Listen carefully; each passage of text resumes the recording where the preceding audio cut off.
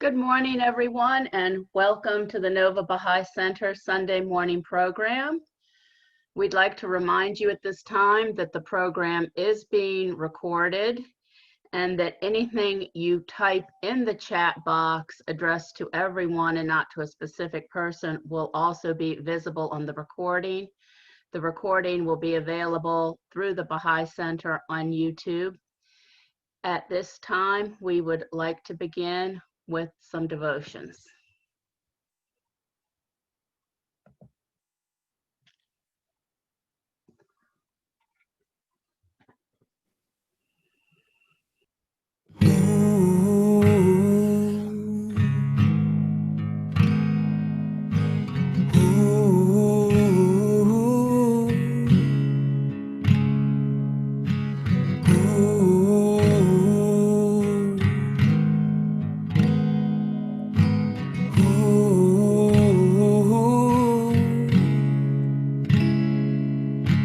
Gather all people beneath the shadow of thy bounty and cause them to unite in harmony,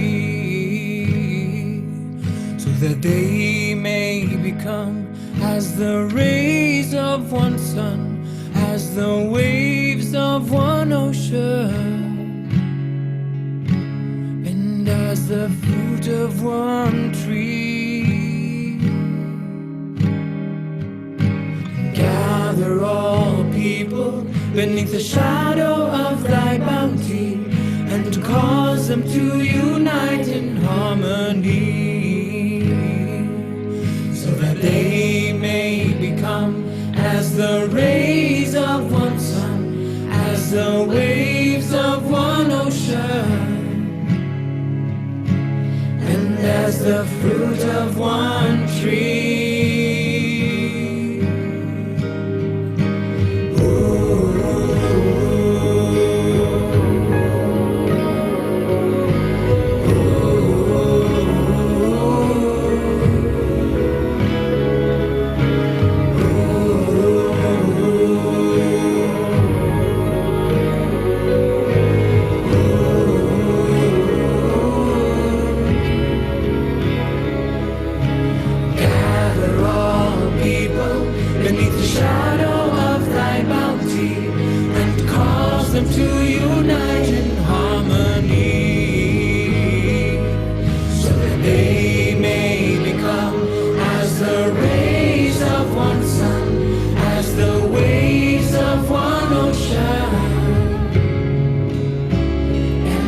The fruit of one tree.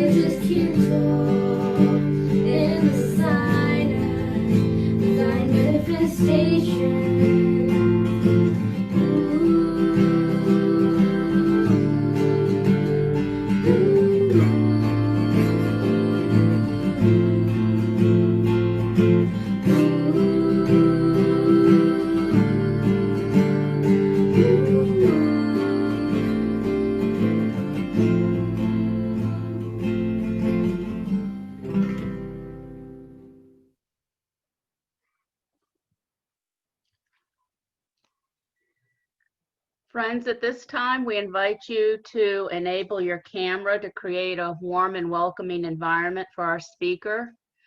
Our speaker today is Dr. Haideh Sabet. She is a neurologist practicing in Alexandria, Virginia, and also serves as an assistant professor of neurology at the Georgetown Medical Center in Washington, D.C.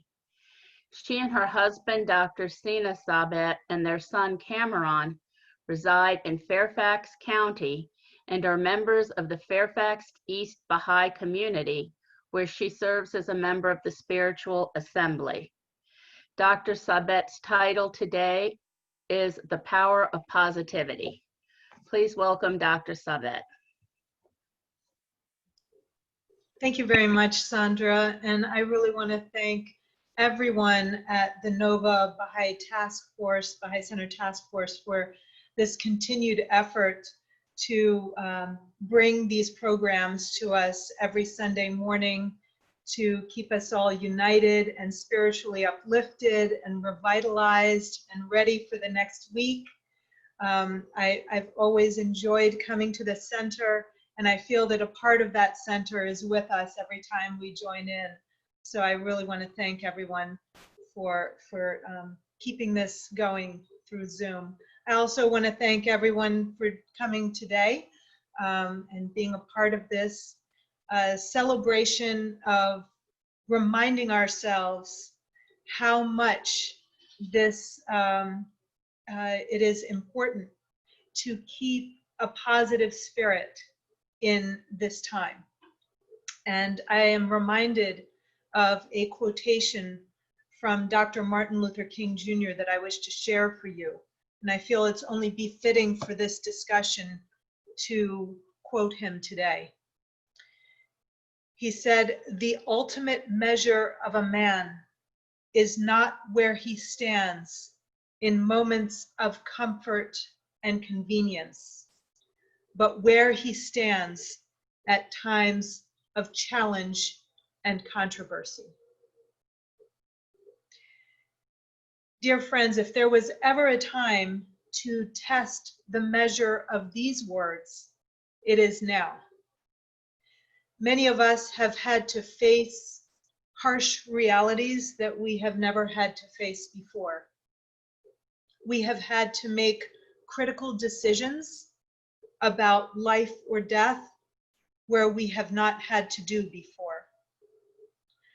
We make decisions every day whether to wear a mask or not, whether to distance ourselves or not, whether to share in someone's company or not. This is not a normal time, nor should we try to delude ourselves to thinking that this is normal. And yet somehow we need to find it in ourselves to do some soul searching, and I'm sure each of us has had to do that. This has brought families together, and it has torn families apart. It has created new bonds of friendship, and it has made bitter enemies. And throughout all of this, we are all still moving forward, and we are all still growing in our own independent paths. Whether we do so in our homes, whether we do so in our work, whether we do so with a neighbor, we are all growing in new ways that we have never had to do before. And sometimes it takes a little shaking of the norm to allow ourselves to grow, to allow ourselves to feel emotions that we have never felt before, and to realize our true potential through this time. I would like to remind us each that in this path, we keep hold of that spiritual heritage that each of us has been endowed.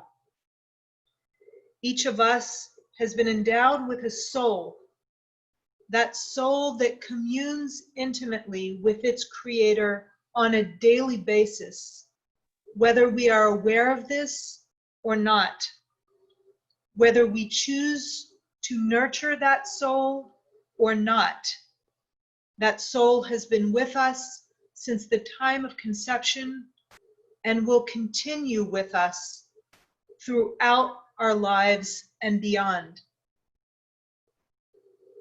In the Baha'i faith, it is believed that we all are endowed with a soul that is continuous in its spiritual journey and will continue to be nurtured throughout all the worlds of God.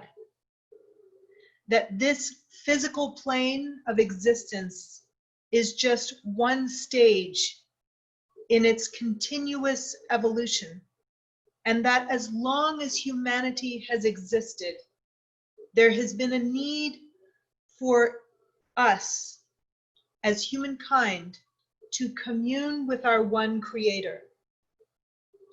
And so in the Baha'i faith, the belief in the oneness of religion is so inherent in its teachings.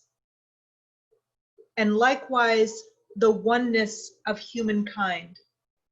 And we saw that beautifully portrayed in the video that was that Chunichi shared with us today. Thank you. Baha'is believe in a messenger of God whose name is Baha'u'llah. His name means the glory of God, and he proclaimed his message in 1863.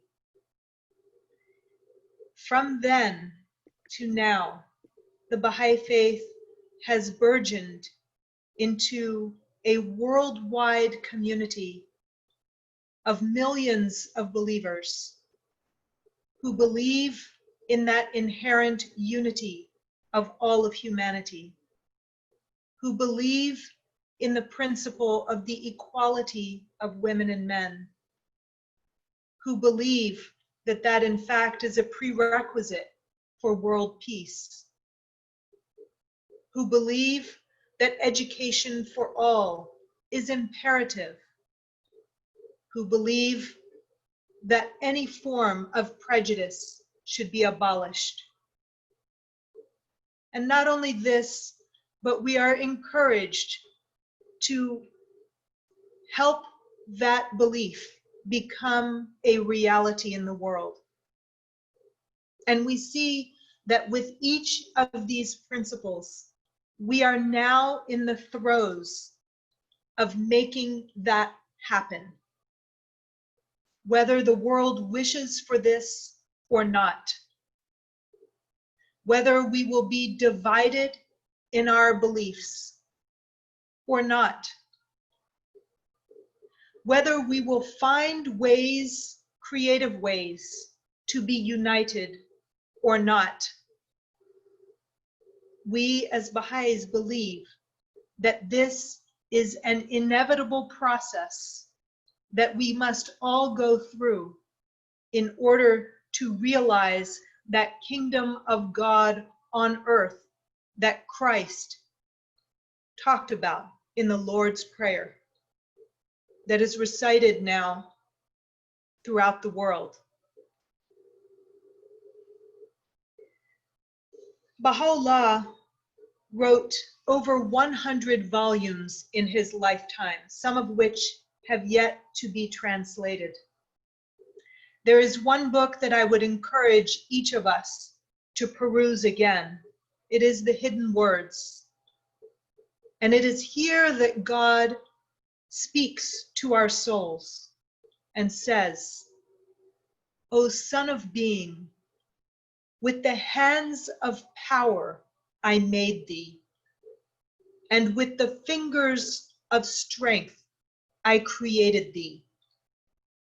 And within thee have I placed the essence of my light.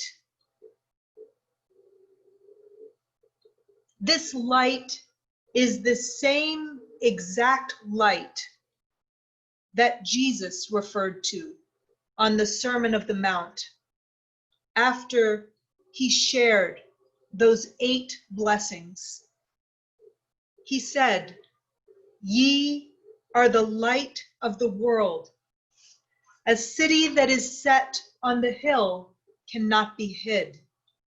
Neither do men light a candle and put it under a bushel, but on a candlestick, and it giveth light unto all that are in the house. Let your light so shine before men, that they may see your good works and glorify your Father, which is in heaven." This light is latent within each of us. It is enkindled with the love of God. It has the power to be reflected in all its glory if we only allow it. This is the same love that has flown through humanity and has allowed the burgeoning of the arts and sciences in all its manifold forms. There is a prayer that shows us the power that is brought forth through the manifestation of this light to humankind. It is a light that can change a gnat into an eagle, a drop of water into rivers and seas, and an atom into lights and suns. We as humanity have been able to show forth such physical light by splitting the atom that was described in the Quran, where it said, if we split the atom, lo, we behold the sun. Science has allowed us to see and reveal all of the latent physical powers in this world. But there is a creative power that has allowed us to make these reveal over the ages. And that is the creative word of God. This is the same word that in John chapter 1, verse 1 in the Bible was referred to as, in the beginning was the Word, and the Word was with God, and the Word was God. Baha'u'llah has stated in a beautiful prayer, "Magnified be thy name, O Lord my God. Thou art he whom all things worship, and who worshipeth no one, who is the Lord of all things, and is the vassal of none, who knoweth all things, and is known of none. Thou didst wish to make thyself known unto man. Therefore, thou didst through a word of thy mouth bring creation into being and fashion the universe."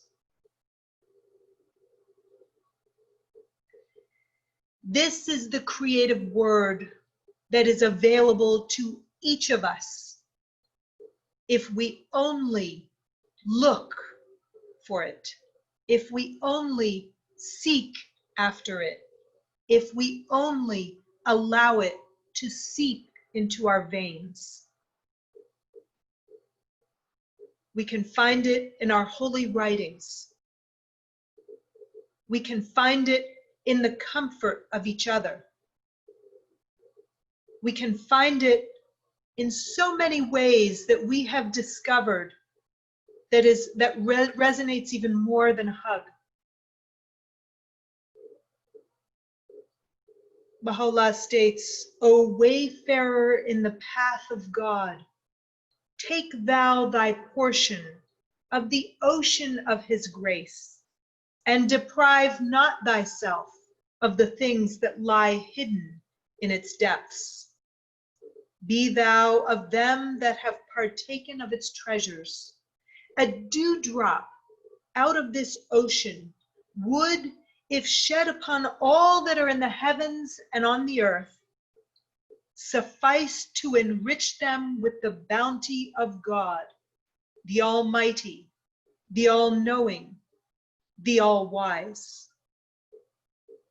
With the hands of renunciation, draw forth from its life-giving waters, and sprinkle therewith all created things, that they may be cleansed from all man-made limitations, and may approach the mighty seat of God, this hallowed and resplendent spot."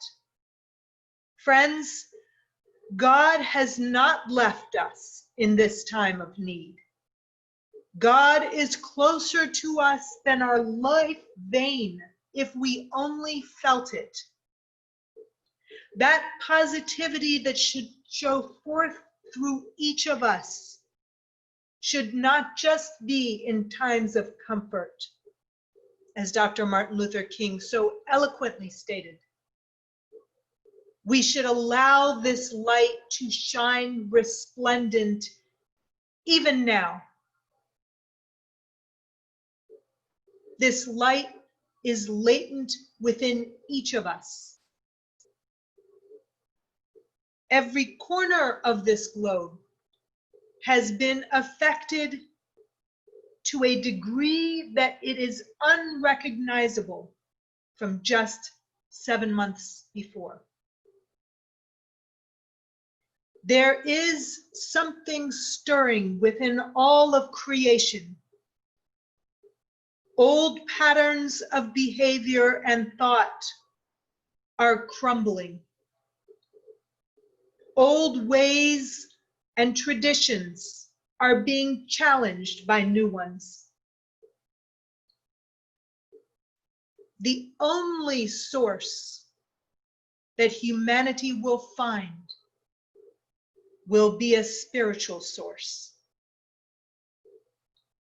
Whether we believe it or not. As Dr. Martin Luther King Jr. stated so eloquently, science investigates, religion interprets. Science gives man knowledge, which is power. Religion gives man wisdom, which is control. Science deals mainly with facts. Religion deals mainly with values. The two are not rivals. So eloquently stated, this is actually one of the spiritual principles in the Baha'i faith, is the harmony between science and religion. We are seeing that harmony being challenged in the world today. And yet, if we use those two pillars in their purest form and with the purest of intentions, we as humanity will not only overcome all obstacles, we will see new realities that we have not seen before. We will recognize new avenues and explore new ways of thinking. As Baha'u'llah stated in that beautiful rose garden called Rizvan in Baghdad, Iraq, all things are made new. This happens every time a messenger of God comes to this world. There is a transformative power of that creative word that shakes the very foundation of everything of the past and forms new alliances, creates new meanings in the hearts of the people, and allows humanity to enter a new stage of existence.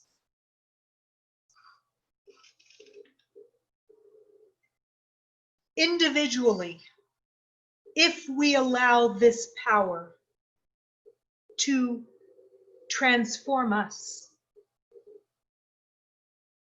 science has even told us we will feel that transformation within ourselves. You just have to look on the website for Hopkins and you will see that there has been studies on this, of how the importance of positive thinking can influence our health. One particular study showed that a patient with a family history of heart disease who had a positive outlook, when they were collectively studied, showed about 1/3 less heart attacks or other cerebrovascular events within 5 to 25 years than those with a negative outlook. It also held that people with a family history that had many risk factors for coronary artery disease were 13% less likely to have a heart attack if they had a positive outlook. If we look at the Mayo Clinic website, we will see how many different ways we can find to create that positive environment for ourselves. They encourage us to do self-checks, to make sure that we are recognizing when we experience a negative feeling, to identify areas that we need to change, to be open to humor, to follow a healthy lifestyle of exercise, to surround ourselves with positive people, to practice positive self-talk, to be gentle to ourselves and others, and to encourage one another towards good. I see this in every day that passes. I see neighbors saying hi to each other behind the mask, stopping at a physically distanced length to inquire about how they're doing. I see people walking past who before would not walk in our neighborhoods and now seeing them regularly. I see our neighbors waving to them. We wave to them. We have become an extended family. I hope that each of you are finding this in your neighborhoods. And if you haven't yet, I hope that each of you would see it in yourselves to reach out to your neighbors, to do as Christ asked us, to love our neighbors as ourselves. This is inherent in every world religion. With that encouragement, with that extension of kindness, with that acknowledgement of each other, we can get through this. Abdu'l-Baha, who was the son of Baha'u'llah, who lived through more than 40 years of imprisonment with his father,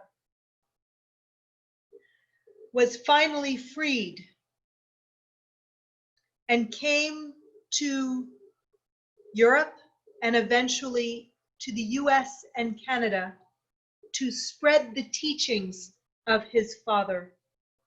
Those teachings that were so revolutionary as to change the face of Iran forever. It is still in the throes of such a change. He said, "Joy gives us wings.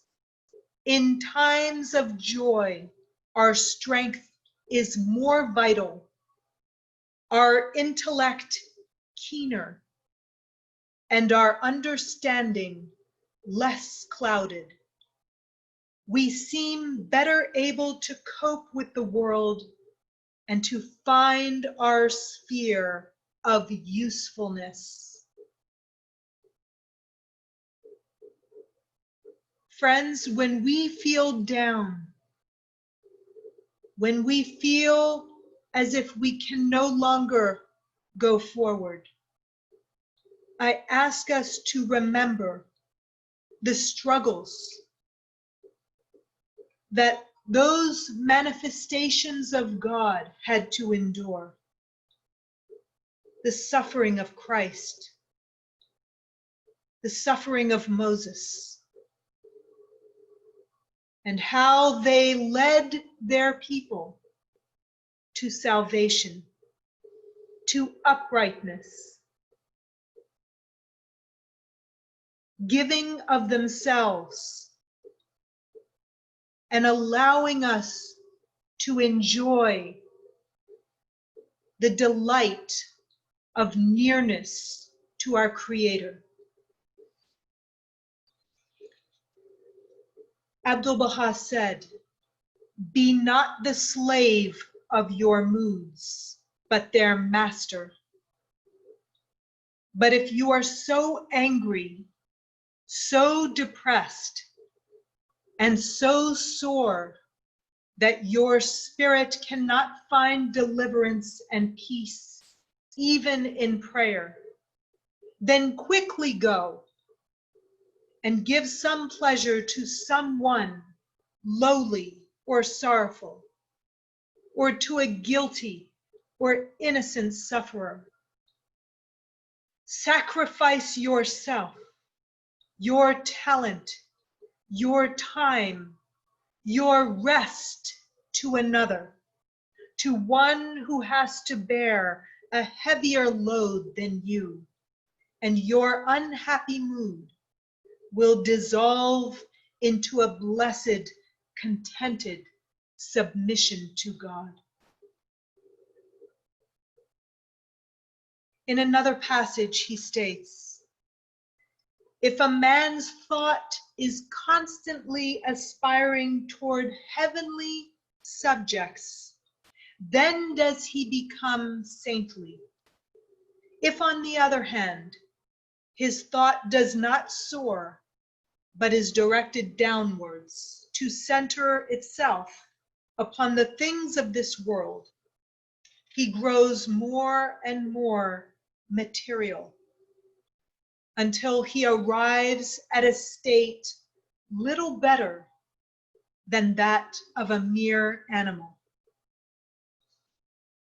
Thoughts may be divided into two classes. The first, thoughts that belong to the world of thought alone. The second, thought that expresses itself in action. Some men and women glory in their exalted thoughts, but if these thoughts never reach the plane of action, they remain useless. the power of thought is dependent on its manifestation in deeds. As Baha'u'llah so beautifully states in that pithy book, The Hidden Words, let deeds, not words, be your adorning.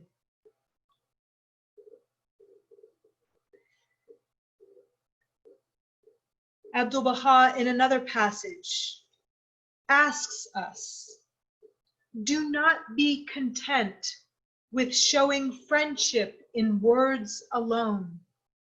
Let your heart burn with loving kindness for all who may cross your path. What profit is there in agreeing that universal friendship is good and talking of the solidarity of the human race as a grand ideal, unless these thoughts are translated into the world of action? They are useless. The wrong in the world continues to exist just because people talk only of their ideals and do not strive to put them into action. If actions took the place of words, the world's misery would very soon be changed into a comfort. My hope for you is that you will ever avoid tyranny and oppression, that you will work without ceasing till justice reigns in every land, that you will keep your hearts pure and your hands free from unrighteousness.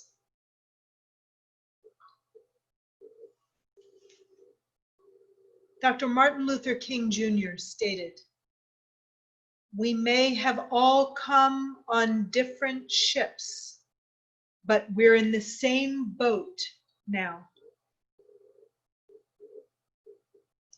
Whether we wish to acknowledge the difficulties that the world is suffering or not,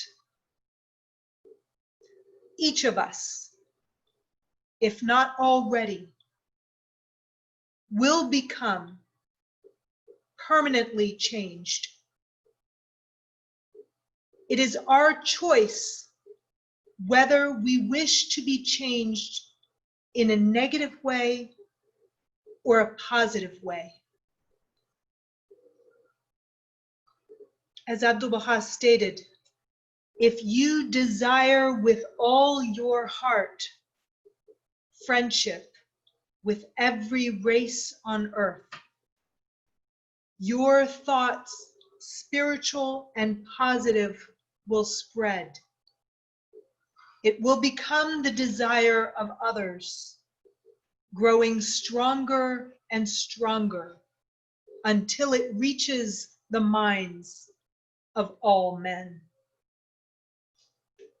May we all collectively help this world, help each other to realize the power of positive thought and action. This is the gift that we can give to each other. Thank you.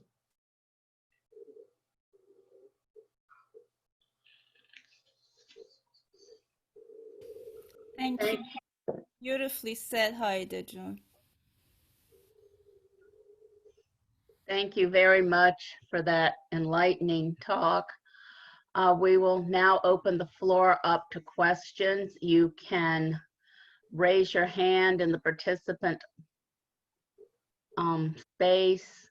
You should be able to unmute yourself at this time, or you can type your question into the chat box.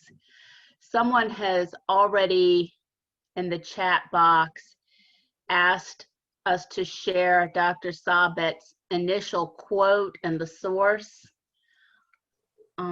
Dr. Sabet, do you remember what the initial quote was that you read? I will look for it. Hang on. Meanwhile, someone has asked how to get a recording of the talk. A link to the talk should be posted on the Nova Baha'i Center website sometime this week. Chinichi, could you tell us when that gets posted?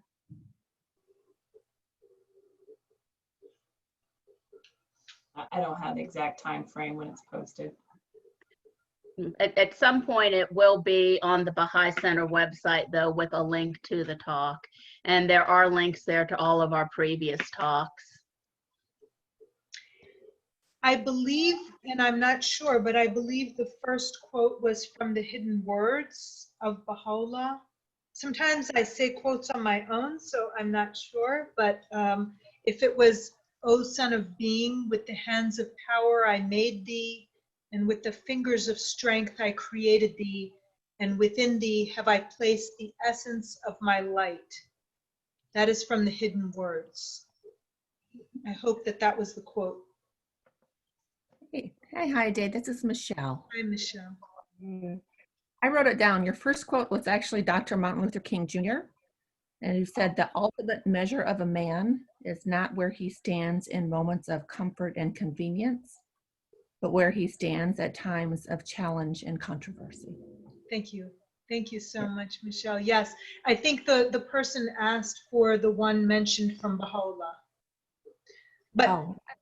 But thank you. That I can't say that quote enough times.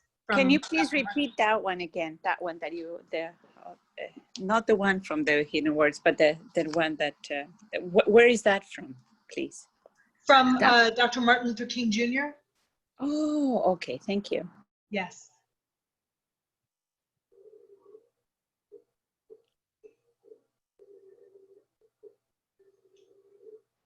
And at this time, Chinichi has posted in the chat box the link to the Baha'i Center, which you can use to find the link to this talk eventually.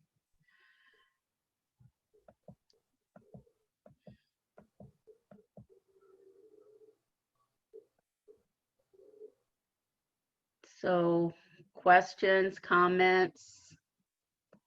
We have lots of time left.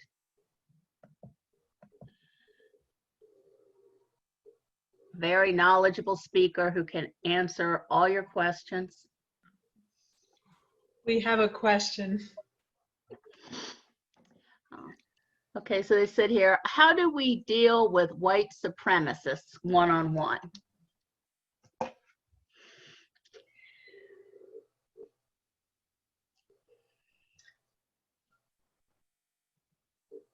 I have to say, again, another quote from Dr. Martin Luther King Jr. comes to mind. And I'm going to find it exactly because I want to make sure that I quote this properly.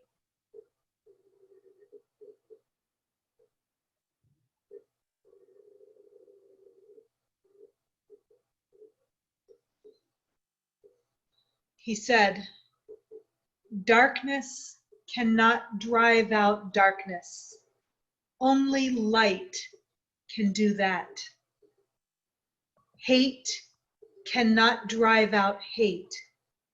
Only love can do that."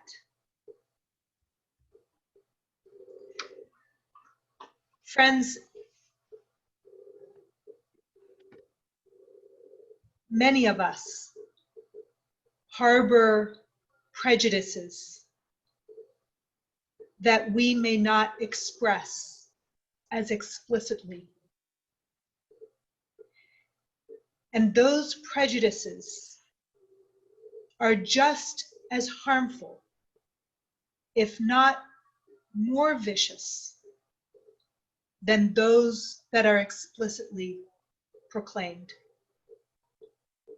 I ask each of us earnestly to find it in our hearts to extend a love that we have never extended before to people who do not look like us who do not speak like us, who may not have the same mannerisms, who may not even share the same opinions.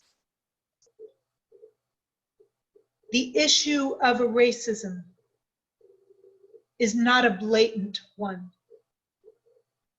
It is deeply ingrained in the framework of our society. It is beyond just acts of violence. It is in the subtle things that we do, the subtle things we say, the subtleties in our friendships that have allowed racism to grow in ways that are eating into the vitals of human civilization.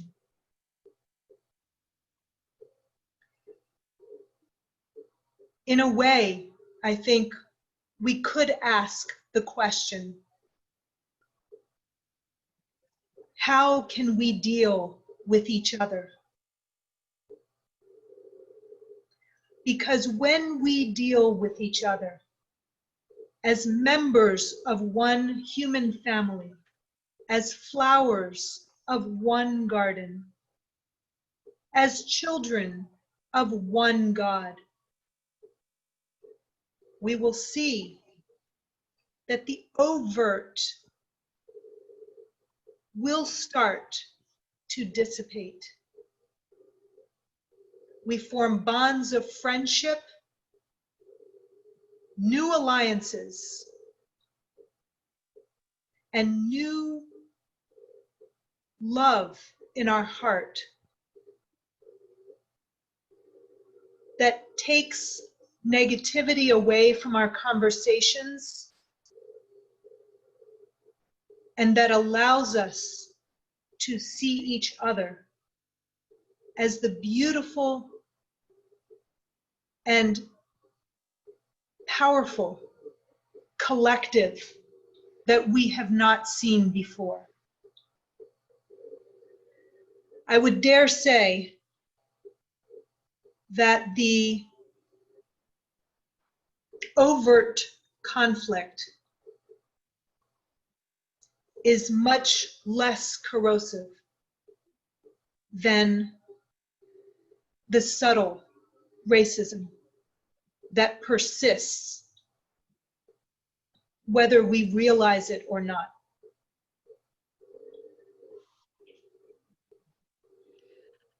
Okay, the next question says, how can we stay positive with all the political drama and lack of good potential leadership we are facing?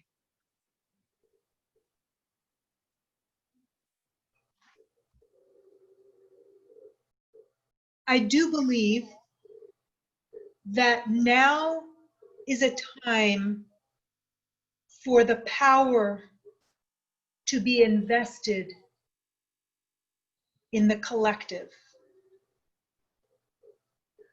The time of relying on one individual has passed. We are in a new era where children who are barely a few years old know more than us. Intelligence, knowledge, and the ability to share that knowledge has gone far beyond the reaches of human understanding ever before recorded in history. A time when education was not as readily prevalent as it is now is past. Each of us is endowed with not just physical knowledge of this world readily at our fingertips and permeating throughout the globe with technology at lightning speed, But at the same time, we need to encourage this knowledge of the spirit.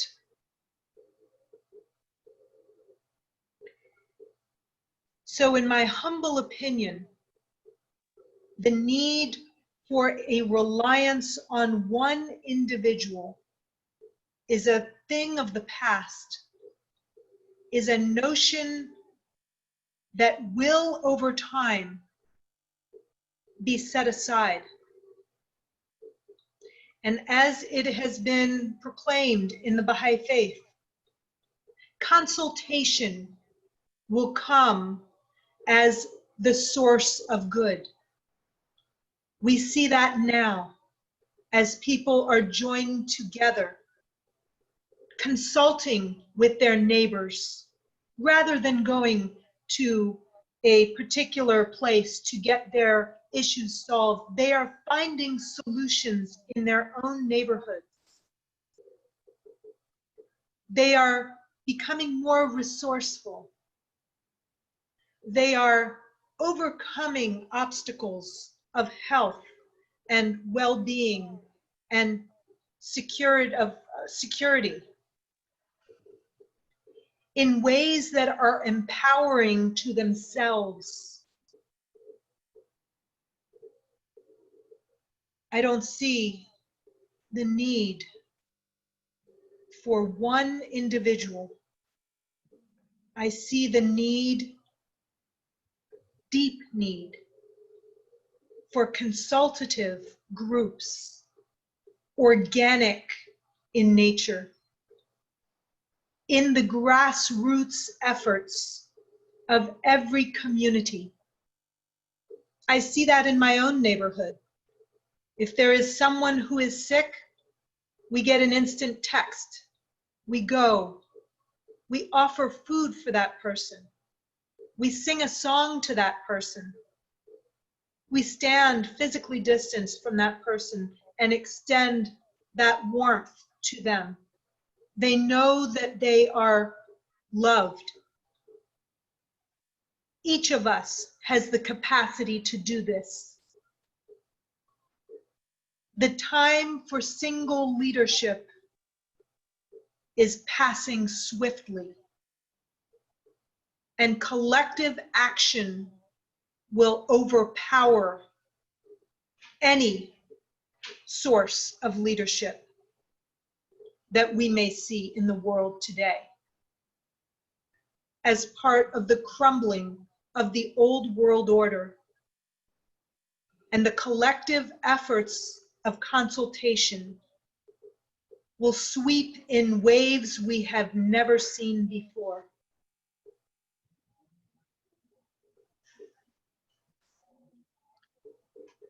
Emmanuel has raised his hand. So Emmanuel, would you like to unmute yourself and ask your question?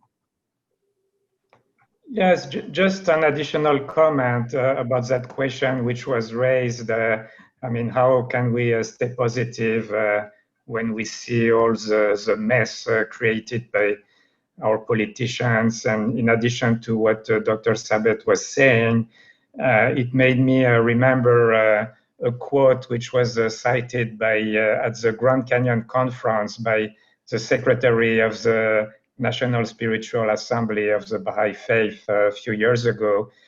He was quoting President Franklin Delano Roosevelt, apparently towards the end of his life. He said that the future is in the hands of non-governmental organizations. And it seems, I mean, that's the way we are going towards. It seems, I mean, when you see the situation, the political situation in all our democracies, not only in the US, I mean, we are facing just a bottleneck. People don't trust anymore those politicians. And it seems that's what President Roosevelt had in mind towards the end of his life. It's coming to be a reality. The future seems to be really in the hands of every citizen and non-governmental organizations.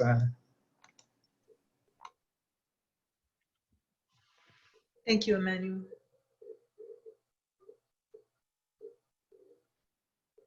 Okay, do we have any more questions or comments?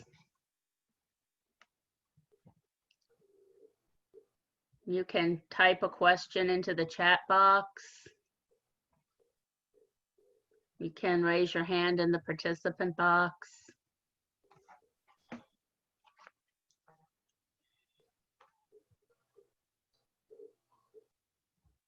We do have a comment in the chat box that you gave a great answer to the question about white supremacists.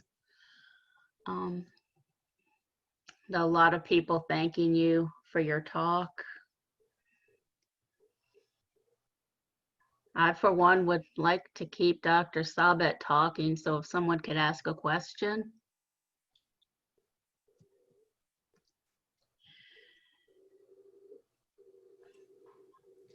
I have a question, Dr. Sabet. Thank you for a wonderful presentation. In your neighborhood, how do you approach, how do you handle racial injustice with your neighbors, and if there's any conversation that you guys carry? Yes. Wow. Thank you so much. That's a great question. I think this is the beauty of technology. We used to have devotional gatherings in our home that would bring neighbors together. They would share anything that was positive, anything that spoke to their hearts. It could be a song, it could be a quotation, it could be a story, and we would share food. It was in a potluck fashion.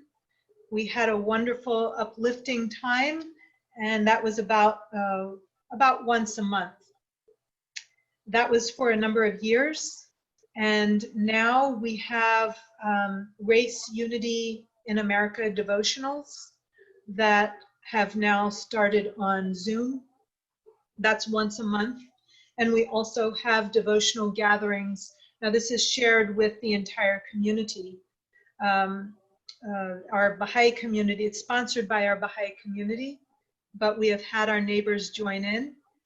And in fact, just yesterday, my son and I visited one of our neighbors who would come regularly to the devotional gatherings because he has fallen ill. And we took some food and we sang a song to him, and he was very uplifted by it. I think it's so important for each of us to try to find ways to independently look for people who are suffering in one way or the other. We are all suffering, each of us, in our own ways.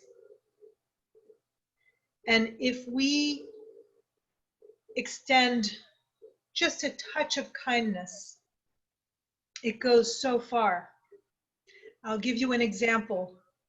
Because we were socially distancing, we held a little family party outside in our parking lot. And at the same time, there was someone who was working on our air conditioner in our home. And I think it was a very special gathering that we had, so we had a special cake. And when this individual came out, he had been working in our home for a while, I shared a piece of this cake, and he had a conversation with us, and he felt warmly welcomed. I didn't think I would ever see that person again, but we needed him. We called the company and we asked for someone to come to our house. So somebody comes in, he's wearing a mask, I'm wearing a mask, so I don't recognize him. Come to find out it's the same person.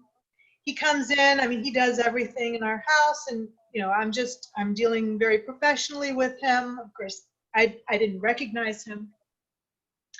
And when he left, he said, "Please say hello to your father for me." I said, "What do you mean? I don't understand." he said, I came to your house. Do you remember? I said, sorry, I don't remember. He said, yeah, you were celebrating outside and you gave me some cake.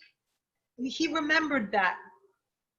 And he had that as his parting. I mean, he didn't mention this the entire time that he was in our home, just on his way out.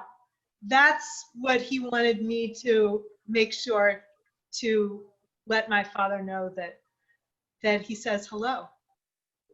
I mean, that was one simple act. All it was a piece of cake. And it just stayed with him for months. A hand is raised now. Sandra, this is Maheen. First of all, I'm participating because I want to keep Sandra on the screen.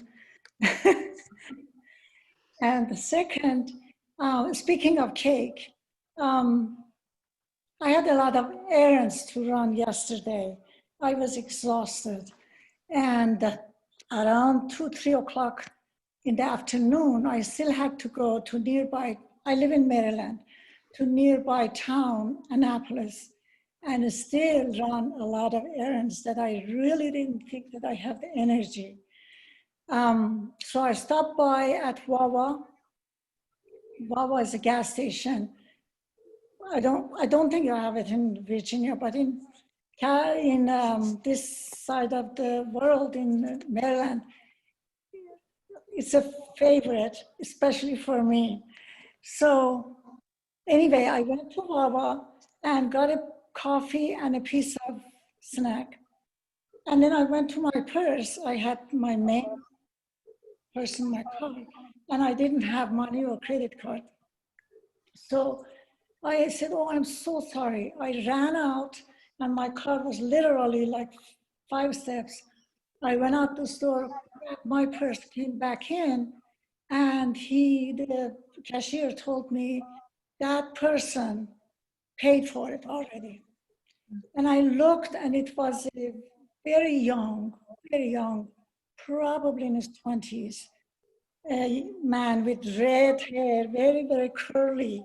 And he was going. So I said, oh, thank you. So he turned barely, and I couldn't even make his face. So this was the second time this has happened to me in that particular Wawa. So I didn't have money. And anyway, that kindness, the first time that it happened, I was so upset. That was years ago. I was like, because they showed me a lady, and she really didn't look like, she could afford to pay for somebody else's snacks or coffee.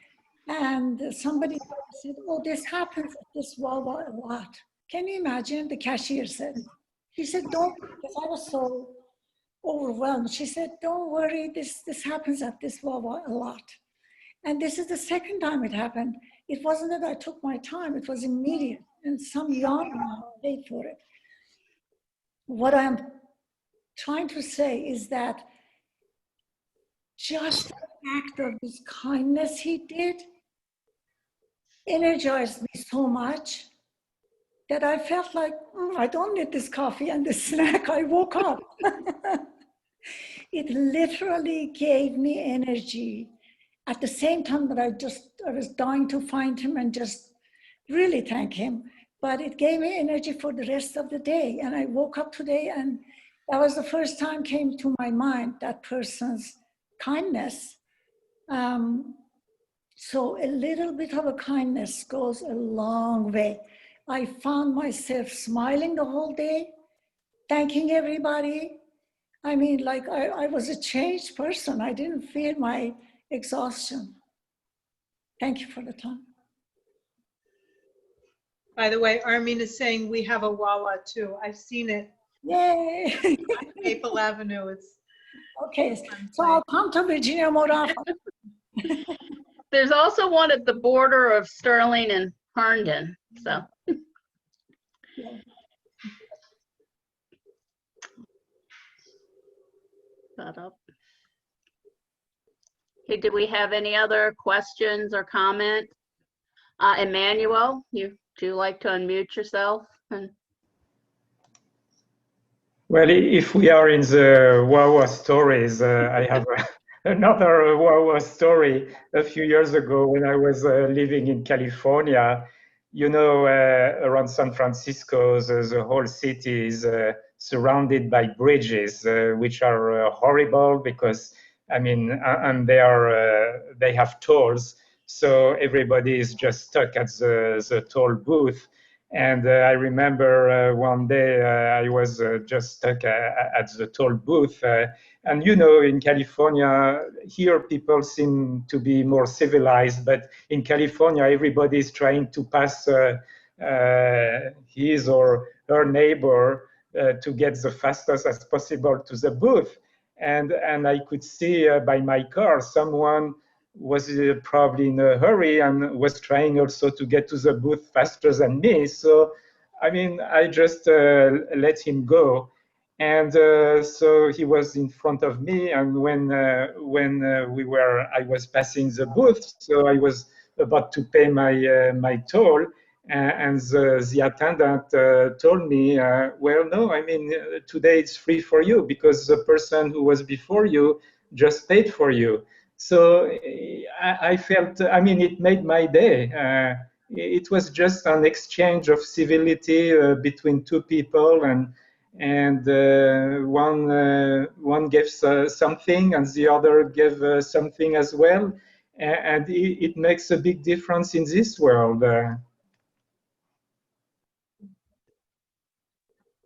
Thank you, Emmanuel. Yes. Do we have any more questions or comments? Anybody want to put a word in for Sheets? Wawa's competitor? No. I will put a word in for Ismail again, because I think, especially now that we are physically distancing and hopefully we are wearing our masks, our ability to reflect emotion is more stilted.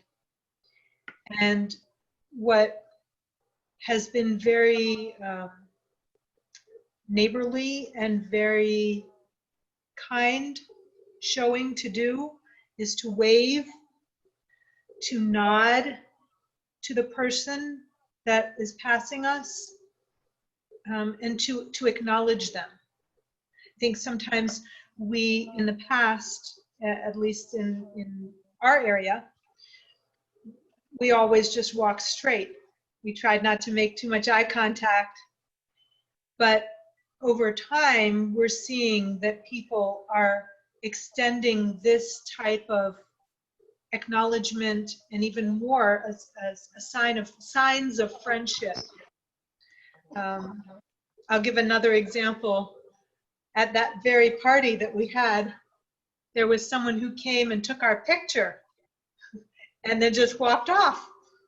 And our son ran after him and said, "Hey, we want that picture. That's a really nice picture." So he sent it to us through text. After that, my husband and I noticed that he would be walking, he and his wife would be walking in our neighborhood. They're not our neighbors. They're in a different place, and they would be walking in our neighborhood. And so we would nod, we would wave to him. This is like a new-founded friendship, as distant as it may be. But that's the type of small neighborly acts that we can do to show kindness in a time when many people may not be experiencing the type of kindness that we all would hope to have.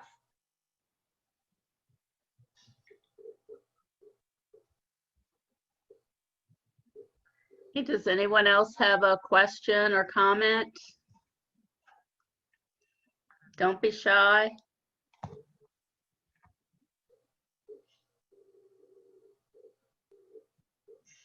Anyone? Can type it in the chat box, raise your hand.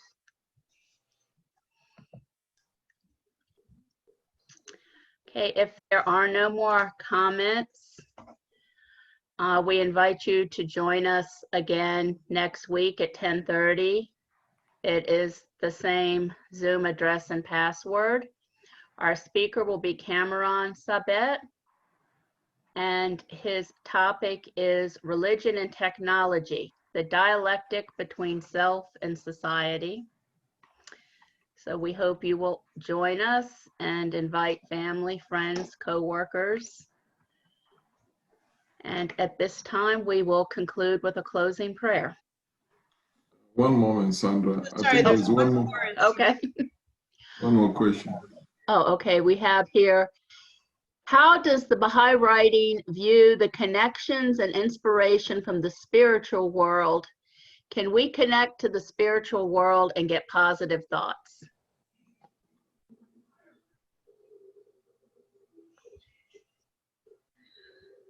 In the words of Abdul Baha, he said, prayer is conversation with God.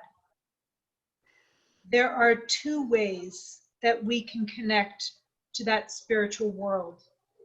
One is through prayer, and the other is through reading the holy writings. Prayer is us asking of God, and reading the writings is learning what God is asking of us. In the Baha'i faith, we are asked to say obligatory prayers every day. There are 3. One is a short one between the hours of 12 and 6. The other is a long one that is once in 24 hours. And we also have a medium obligatory prayer, which is 3 times a day. In addition, we are asked to read the writings in the morning and in the evening. Both of these avenues are ways in which we can connect to the spiritual world. And in the words of one of the Baha'is who spoke many years ago, he said, I want you to take a look at the writings. Remember, I said Baha'u'llah penned over 100 volumes in his life. And then Abdul Baha himself wrote many books. And then there are many books after that. You will see that it is nothing more than encouragement. We are encouraged to strive that our actions day by day may become beautiful prayers, in the words of Abdul Baha. So with this encouragement, that is where we can receive those positive thoughts that can translate then into positive action.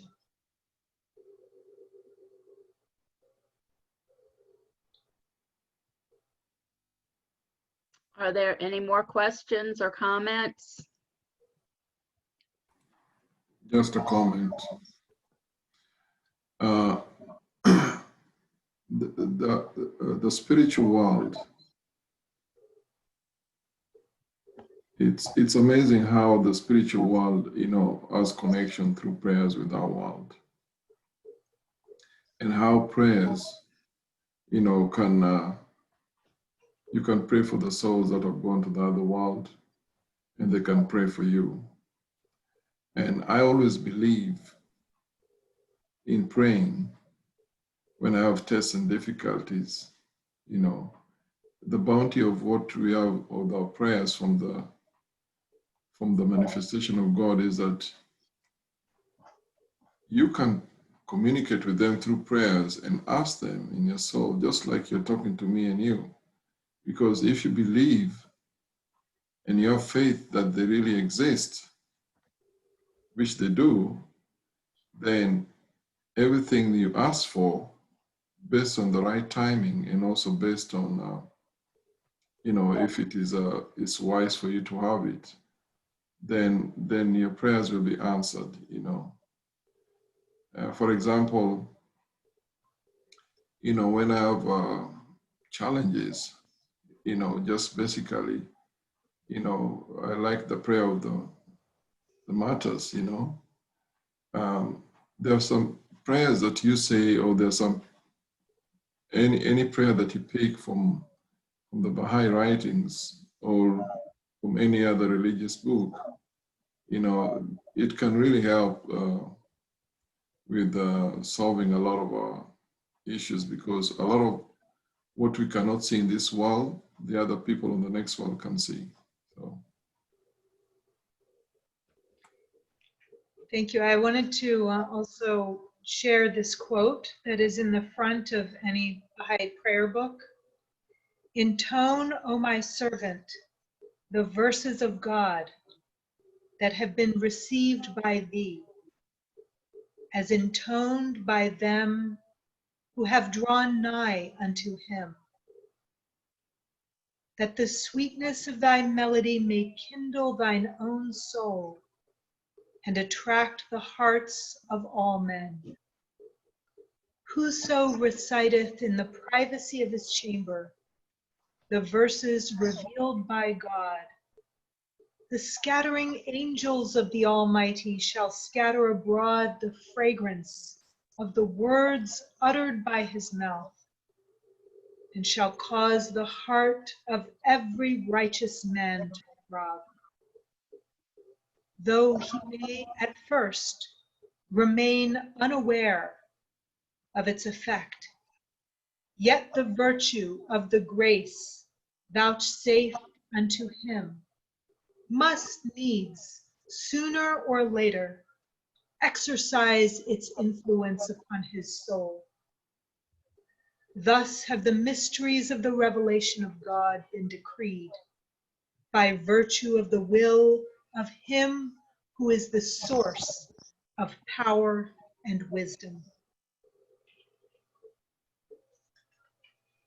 Thank you, Dr. Sabet. You are an excellent speaker, physician, and role model for all of us. I'm sure your parents are proud of you. I'll tell you, I am deeply grateful to the Baha'i community. I am deeply grateful to all the gifts that over the years I have been blessed to receive by being in the extended Baha'i family. So I want to extend that thank you to all of you to allow me and each other to grow in our spiritual paths. We have done this together, and we will continue to do this together.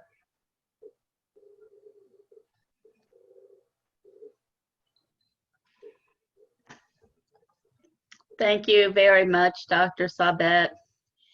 And we've had a request to repeat the speaker next week. The speaker next week is Cameron Sabet, and his topic once again is religion and technology, the dialectic between self and society.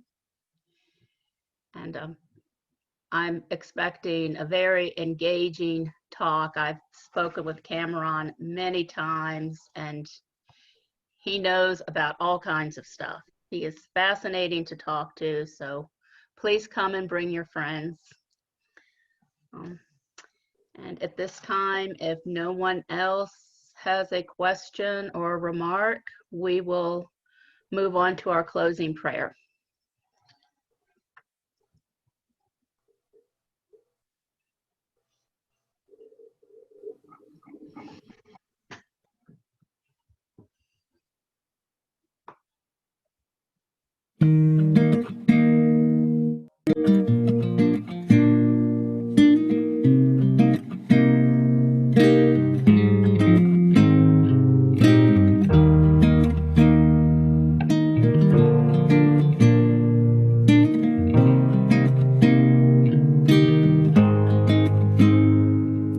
Unite and bind together the hearts.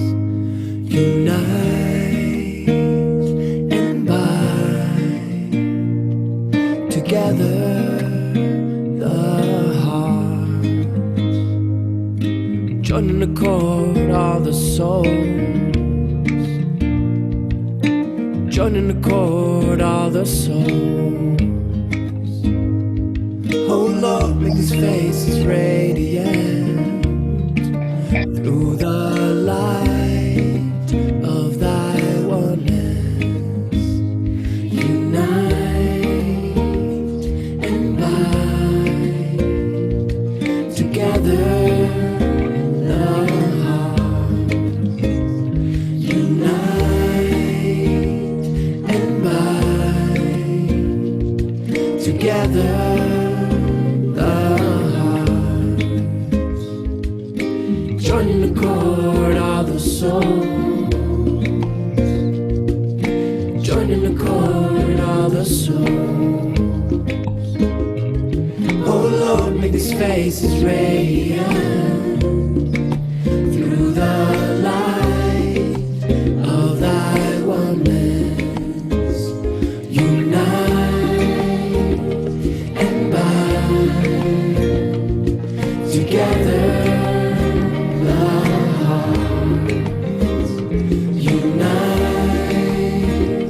and bind together the hearts, join the chord of the soul, join the chord of the soul. Oh Lord, make these faces radiant through the light of thy oneness, unite and bind together the hearts, unite and bind together the heart, join the chord of the soul, join the chord of the soul. Oh Lord, make these faces radiant through the light of thy oneness.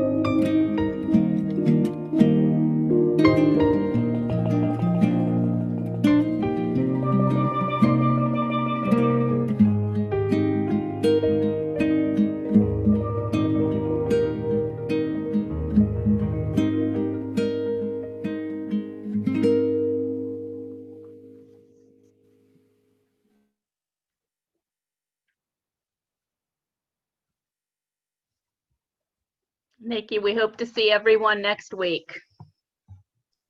Thank you, Sandra. Thank you, Ismail. Thank you, Chinichi. Thank you.